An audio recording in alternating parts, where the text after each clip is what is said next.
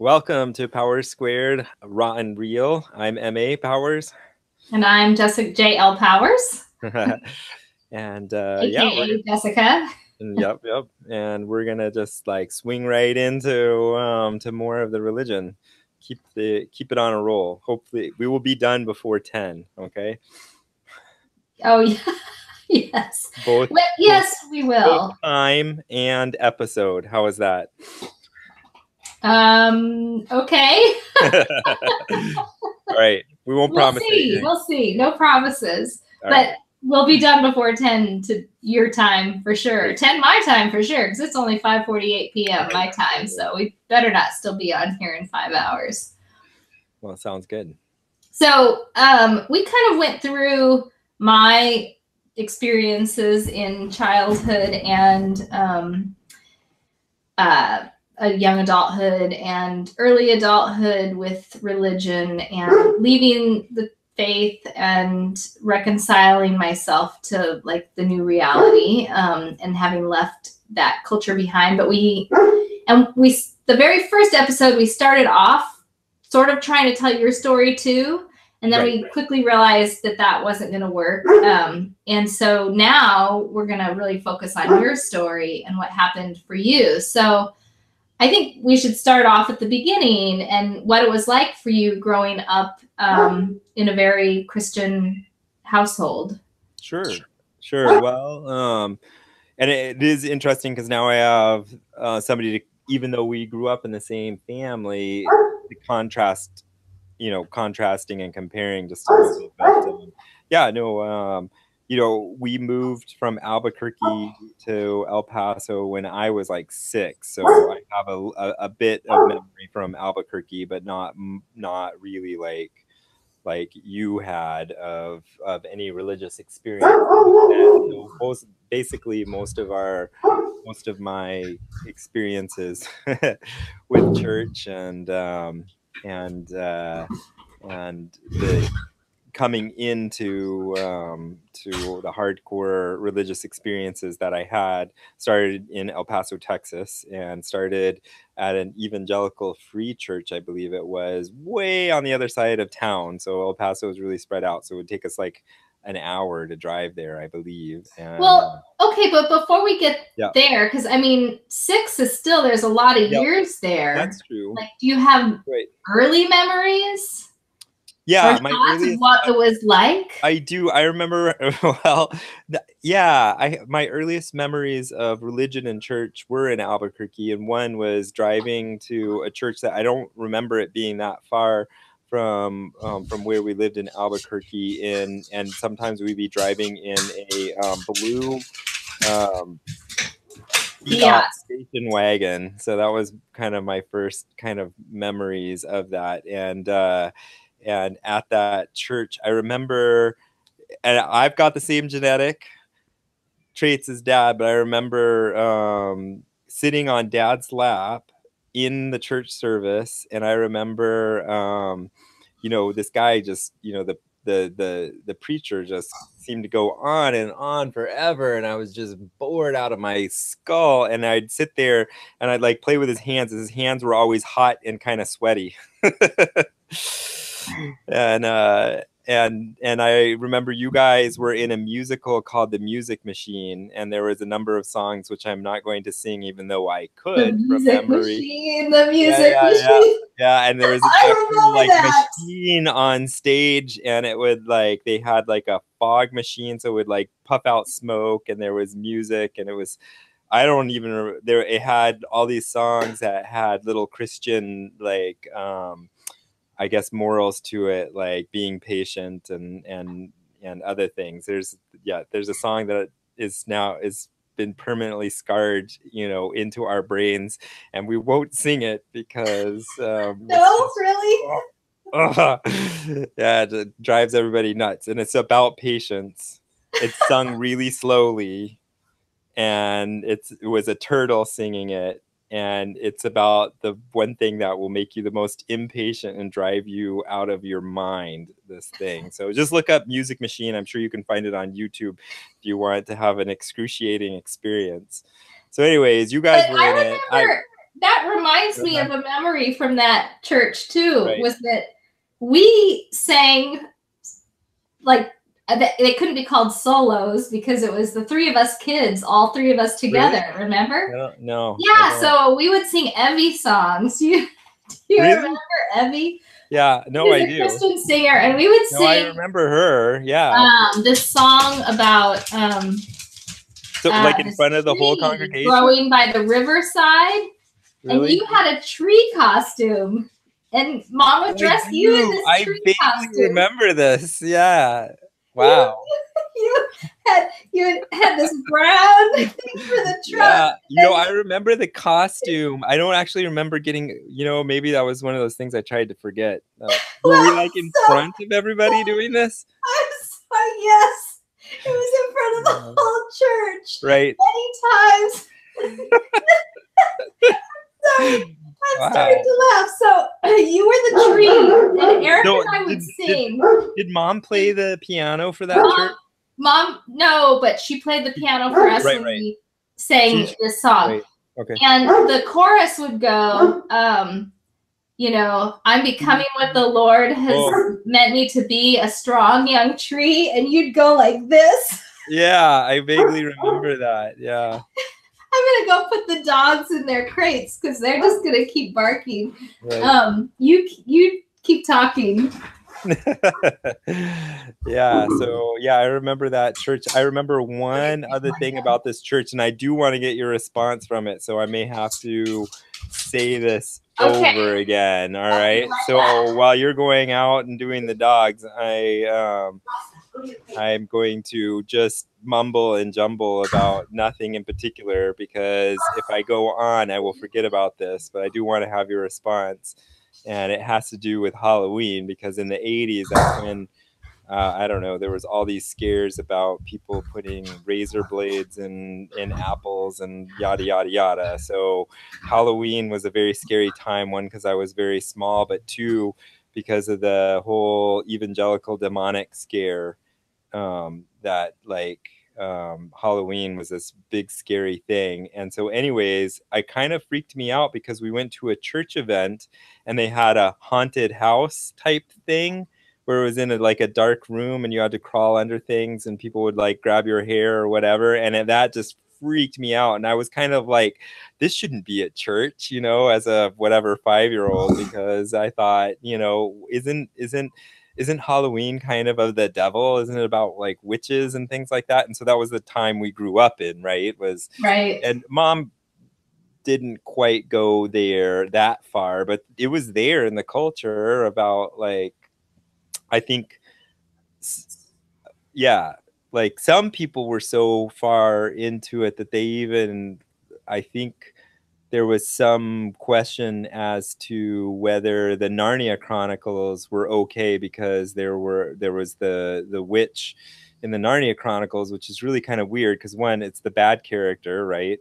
But I think it was because they talked about magic, right, in the Narnia Chronicles. And two, of course, C.S. Lewis is the champion now of the intellectual evangelical. So, yeah, but even back then, even that little tantalizing bit. So anyways, that was the other thing I remember from that church was the Halloween thing there. And that reminds me of a memory much later, and I don't think you were with me, but I went to a Halloween thing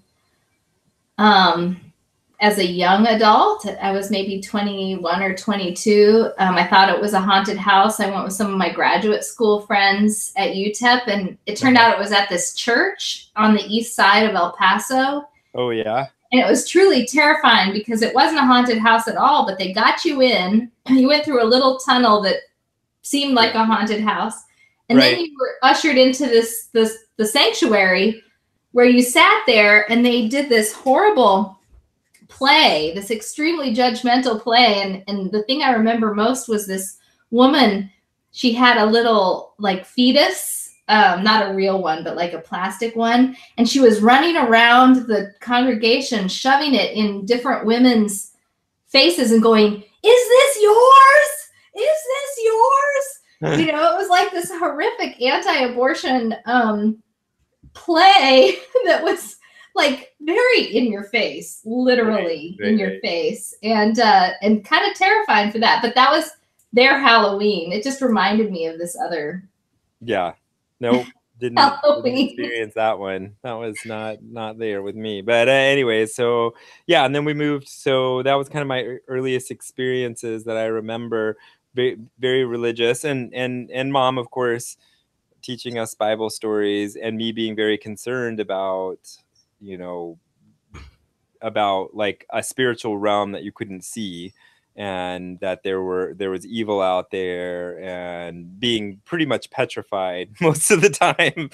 As in Albuquerque, I was just always frightened because it just seemed like the world was so big and scary, and there was these spiritual, things out there trying to get you. I didn't feel like I wasn't petrified in the house. I just felt like, if I left the house and I was out there, there were, bad people who were trying to get you to take candy and get in their car. And there might be razor blades in the candy. Like basically, any stranger might be out there to do really bad harm to you. That But was kind that of how that I wasn't all religious, right? no, no, that was part of the time, right? But then we had the religious overlay of like Satanists, because that was the time when everything was blamed on Satanists. Like there were like, I don't know, there was always these stories about animals being killed and left on people's doorsteps, and people being cursed, and like I don't know what all going like that. And that was in the craze where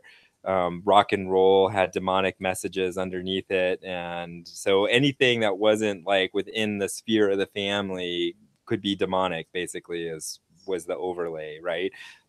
On top of the fears of life. And so I was quite petrified and frightened. And then we moved, of course, to El Paso, and that's when I, became more and more aware, of course, through mom mostly, but through the churches we were at, that like you needed to be saved, so that it was this big thing, right? Like we're all sinners, we're all terrible people, and that we need to be saved. And if we're not, we're going to go to hell. And so obviously we're terrible people, because hell sounded like a really awful place and really terrible thing to have happen. And uh, so then I had to really like, that's when I started feeling guilty about everything, because obviously any sin that you did, whether and we were taught, that it's not just doing something that is a sin, but your thought life is just corrupt and full of sinfulness, and you always have to be aware of your thought life. And that, so even just thinking things will cause you to be sinful. So as I was, kind of starting to think about like, well, man, geez, I'm gonna go to hell for this. I'm a really bad person, and that we've all been bad, and people just make bad choices. What's going on in my head? And so always like feeling guilty about everything that I would think about too. So that started, and How then old were you when um, you started I feeling guilty like that? I was, probably, really pretty close after we moved to El Paso, 7, 6, 7, 8, in that Mm. area. And that's about, when I started feeling like I really needed to go up. Well, two reasons. We started going to a Southern Baptist church, the Grace Baptist, and every at the end of every service, they would have the call to come up and be saved. And it was like this double, because I like everybody wanted people to come up and be saved. Like that's like the big highlight of like the Southern Baptist life, right? Is to save the world. And so somehow, I don't know how it was going to happen, but horrible, awful sinners were going to come into this really kind of weird religious, kind of strange group for no reason that we could think of, and then be there and then feel God, and then they would go up and be saved. And They but even I had felt revivals at the church, right. right? I think Which so. was Yeah. mostly though church people that were there at the Right. revival. Right. Yeah. Yeah. And so it almost felt like a failure if somebody didn't come come up, which was 99% of the time, right? But so I had this guilt of wanting to like it not to be a failure, I think, subconsciously, and then also just feeling guilty and wanting to be saved. So I went up and Do you feel like mostly you went up because you felt bad that nobody yeah, was going up? I would it was mostly because I felt like I think it was, mom believes and still believes as far as I know, but at the time believed strongly that like God talks to you, right? And is a Mm-hmm. part of your everyday life, and that it's just part of, and as a kid that's kind of confusing, like, because you really want the same what your parents to say to be true, first of all, and second of all, you still have the magical thinking, right? And then you're also, so you have this kind of triple whammy where I was like, why can't I hear God? Maybe there's something wrong with me. And until I'm saved, then I can't hear God.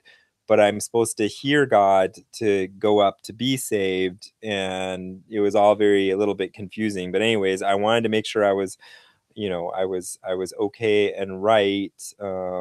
Just feeling guilty and not sure why I felt guilty, and feeling like things weren't quite all there, and that I needed to do something. And so that's what I did, is I went up to the altar, and of course it didn't help me at all. Like, I said the sinner's prayer with people, and talked about it, but I didn't feel a thing, right? I didn't feel better. It didn't make me feel, I was just vaguely feeling guilty about things I didn't know what I to feel guilty about. Just always guilty, always not feeling quite right, and always feeling like maybe God should talk to me, but not sure what that meant or how to get there. And so, yeah, I got saved, quote unquote, but I didn't it didn't make me feel any better. In fact, so I think, I don't know, probably 2 or 3 months later, I went back up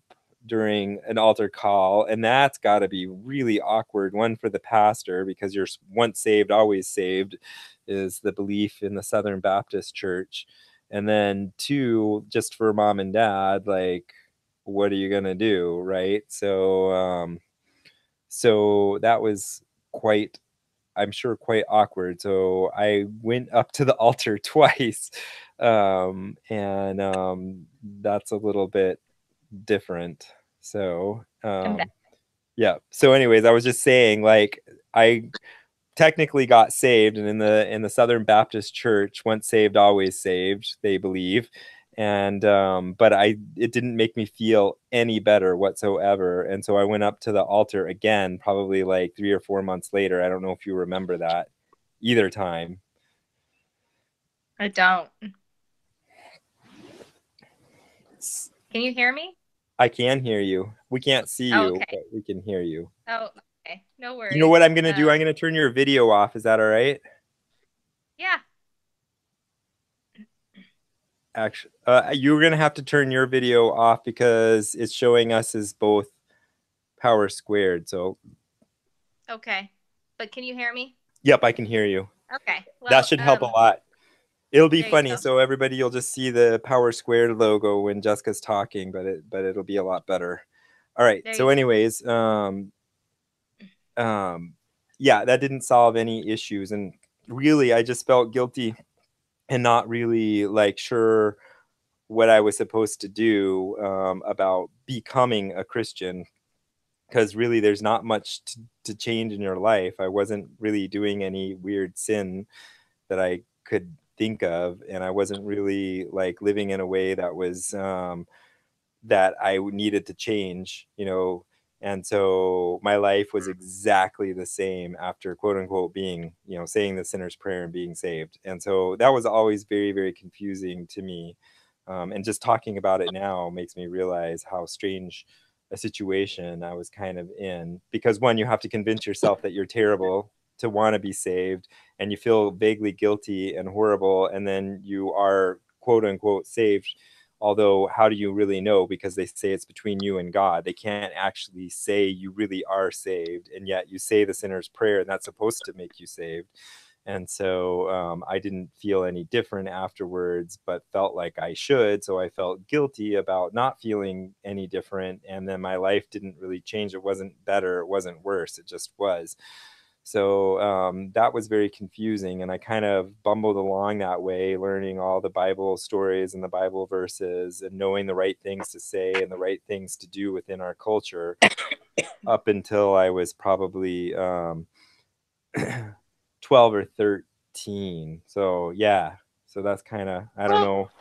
I think what's interesting to me about this, I mean, I picked up a couple things from it. And one is, you mentioned before my internet cut out and I disappeared for a few minutes, you mentioned how as a child, you really want what your parents say to be true. Yep. And then also, talking about going up because you felt bad that no one was going up.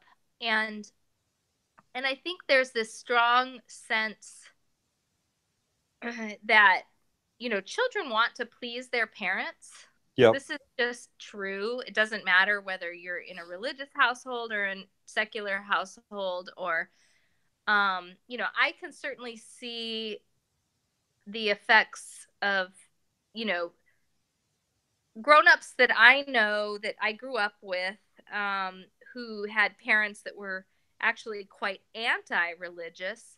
And the interesting thing about that is, not that then they became religious, but you can see the ways they've just sort of imbibed all their parents' attitudes about that. And you Sure. wonder, Yep. what is it going to take for them to separate from their parents? And I think, I guess I'm getting into some philosophical ground here, not quite No, that's all right. unicorns, but but I think we want to please our parents as children, and so there's a lot of attitudes that we imbibe and a lot of beliefs that we absorb, and what does it take as adults to sort of separate from that and either embrace whatever, either your religious faith for yourself or your anti-religious beliefs for yourself, or whatever it happens to be. I mean, there's a whole myriad Right. of things. I think all that whole process of becoming, and the real question, in the church, kids are celebrated when they make a profession of faith, and Yeah, yeah, they are. it's a Yep. big deal. But I look back on that too, and I realize so much of it has to do with children wanting to please their parents, and how much of it is actually real. Yeah. And I mean, I don't think you can make that judgment for any one person. And I certainly know adults to this day who became, you know, Christians or whatever when they were kids and feel like it was a real genuine conversion as kids. And Yeah. so, I don't want to put doubt on that, but I do wonder, how much of this is related to wanting to please your parents. Well, I Anyway. mean, obviously that's the, like, I mean, not only is the Christian not only do kids just naturally pick up their parents' kind of attitudes and philosophy of life, but that's exactly what you're supposed to do as a good Christian parent, right? So it's not like you are supposed to get your kids to like follow in the path of righteousness and follow in the path of wisdom, as they would say, right? So it's an active, it's not just passive, it's an active um um kind of program to get people to follow, in the ways, the right way to go. And so Mm-hmm. that's what you're supposed to do, right? And if Right. your kid doesn't kind of follow in your footsteps a little bit, then everybody's going to be like, what is wrong with you as a Christian, Right. parent, right? Right. No, in fact, to be a leader in the church, some of the requirements are that your spouse is also a faithful Christian and your Sure. children are godly examples of, you know, um, of godliness. Yeah, no, it's hard because you can't have doubt. You know, the professional Christian, the people around them in their family can't have doubts, because then other people start to doubt you the professional Christian too, Mm. right? And so Yep. that's a really difficult situation, one that you and I have not, we've seen it, but we have not been actually in that situation, Right. which is Right. good. But we've definitely seen that situation where the pastor's kid has a lot of pressure on them. The pastor's wife has a lot of um, pressure on them. I'd like to say the pastor's husband has a lot of pressure on him, but that usually doesn't happen in the evangelical church. It does more, but not so much.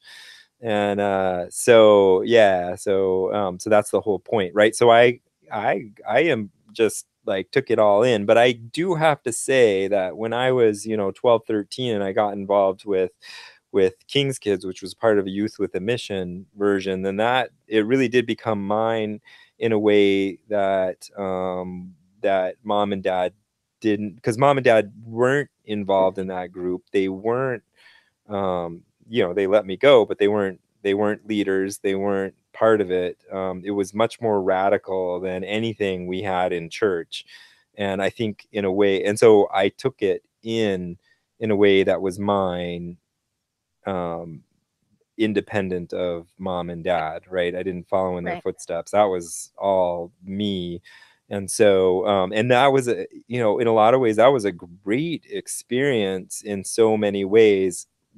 Some weird things, but I mean, it was a fantastic experience to have, you know, to have adults be like, yeah, what you say makes sense. What you say, I think I can learn from what you say. I mean, that's a real heady thing for a teenager, Mm-hmm. right? And having people believe in you and think that you have what it takes, whatever it is, in Well, this case, to become what missionary, right? Yeah, well, okay, first of all, I think it would be Yeah, really helpful to say define King's sure. Kids and explain So, what it is, but right. also then why you got involved and Sure, how. sure. So King's Kids is a parachurch youth group. So for people who aren't familiar with church lingo, within each church, if there's enough teenagers, there's usually a youth group that's involved in there. And there are a few what are called parachurch organizations. Most people are familiar with the ones that revolve around schools. So like what is it? There's Young Life. Young Life, Young Life. exactly. Young Life, or there's like Athletes for Jesus or something like that. I can't remember what it is, but that type of parachurch organization where it revolves around something else. In this case, Youth with a Mission had some people within Youth with a Mission started kind of their version of Youth with a Mission, but for teens, and kids actually, all the way down as young as they wanted to go. And so this group um, took kids from all different types of churches. I mean, we had Catholics, we had most of them were in the evangelical strains of church. We had mostly just different versions of community church, evangelical type churches. But I was from a Southern Baptist church, and there were people from Lutheran church, and there were people from Episcopalian churches and things like that. So there were people from the Vineyard branch of the evangelical church, which has its own near history. It's not that old, and that type of group. So all these kids from all over El Paso were involved in this thing called King's Kids, and mostly it was driven on missions. We were supposed to go out and convert the world, and we did this through plays and songs and kind of dance type things, but we also did some We also did building projects, and this is very familiar to people who are in the Christian culture because a lot of youth groups do these types of things now. Of course, when I was involved, the youth groups did not usually go out and do mission trips, not very many of them, but at the time, back in the early you would 90s, actually go to other countries. so we actually went to other countries to do a lot of this stuff. So we'd go to Mexico, I went to Grenada, I went to Panama, I went to Trinidad, I went to Spain and England, and so it was all, you know, on these summer mission trips, and we'd go out and proselytize and do it like in the hardest way possible, which is you just show up as a total stranger,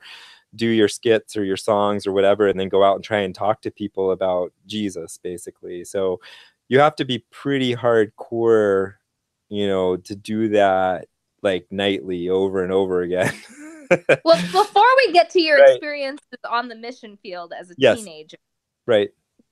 How in the world did you get involved in this organization? So I was, of course, I was homeschooled, and there were some other, at that time, around 12 years old, there was another, so a bunch of other people started homeschooling their teenagers. They've been, and the homeschool group I was involved in at the time, a lot of those kids were involved, I mean, this King's Kids El Paso was only like a few years old, I think, at the time. So they were involved in this group, King's Kids, and they're like, hey, you should come and join. At first I was hesitant, but then I was like, well, might as well give it a shot. So I went and tried it, and it was actually a lot of fun. It was like we'd do once a month, we'd get together for a whole weekend, and it would be, you know, where you're praying and reading the Bible and doing what we'd call worship, which is like rock and roll music type stuff. So it was like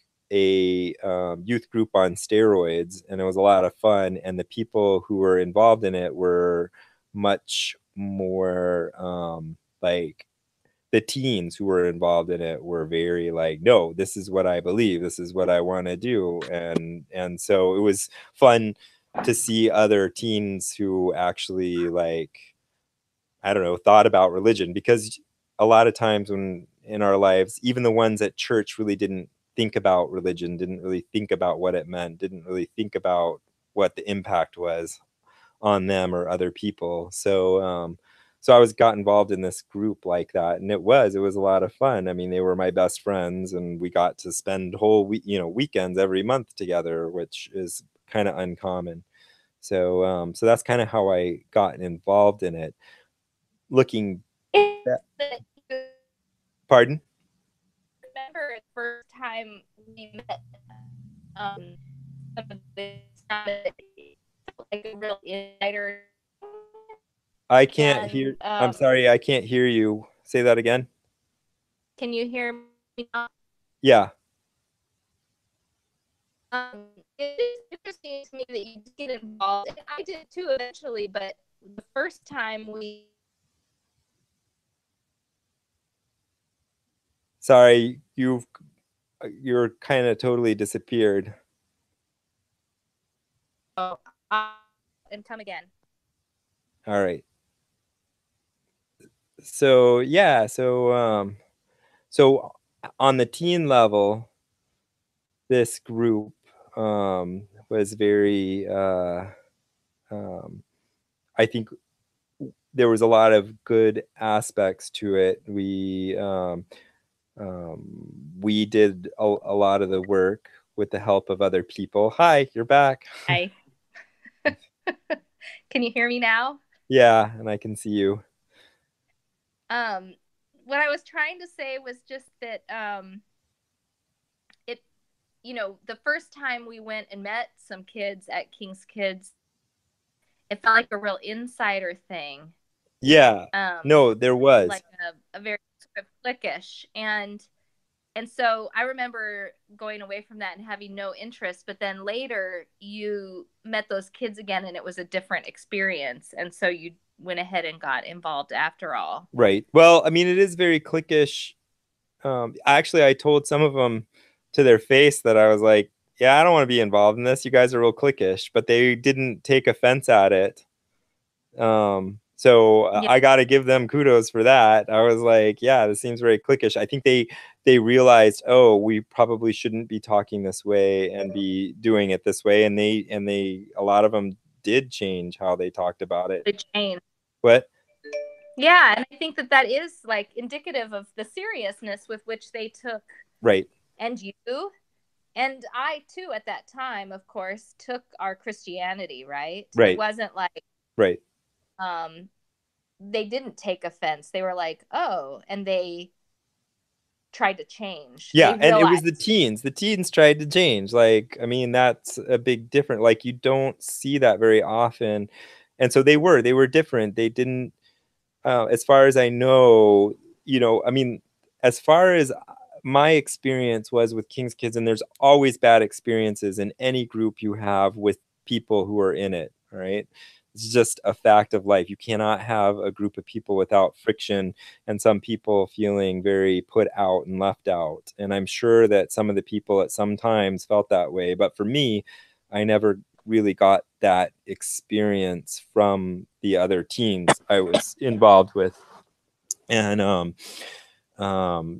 mean, it was a big group, so it wasn't like I was friends or best friends with every single one of them. And I very well could have been, you know, in terms of pecking orders of people, I could have been within the upper echelon of kids and not realized that some of the other kids felt very put out or not. I don't know. I didn't, I can only say what my experience was. And I mean, can you hear me? my experience of it. Yeah, I can hear you. Can you hear me? Yeah. You keep freezing. Can. Oh, But my stupid internet situation. But I can say without a shadow of a doubt, people took it seriously and we felt we were better Christians than most other teenagers. So in that way, that's not necessarily good, but we felt it because we felt like, hey, we actually care about this and we want to do something about it. And so, yeah, I mean, obviously there was a lot of humble pride, pride there, including looking down on a lot of the youth groups, I think, in El Paso, because we were like, well, those kids just have to be there. We choose to be here, right? Because that was another thing about King's Kids. It was voluntary. And like nobody was going to make their kids come that I know of unless they were the leader's kids. So yeah, the leader's kids had to come.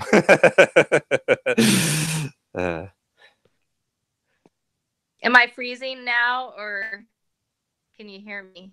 You're still really breaking up. So yeah. So, and I would like to talk about King's, like as an adult, it has some oddities about it, but as a teenager, it was a great experience. Like I can't, that's the truth. It was a great experience for me.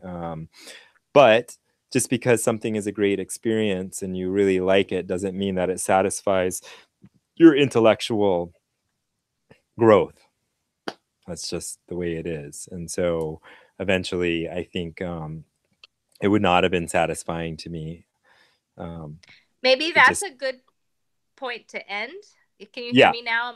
Yeah, because that might actually be a good place to end, because I actually want to get a little deeper into some of your experiences on the mission field with King's Kids. Right. Before you start talking about,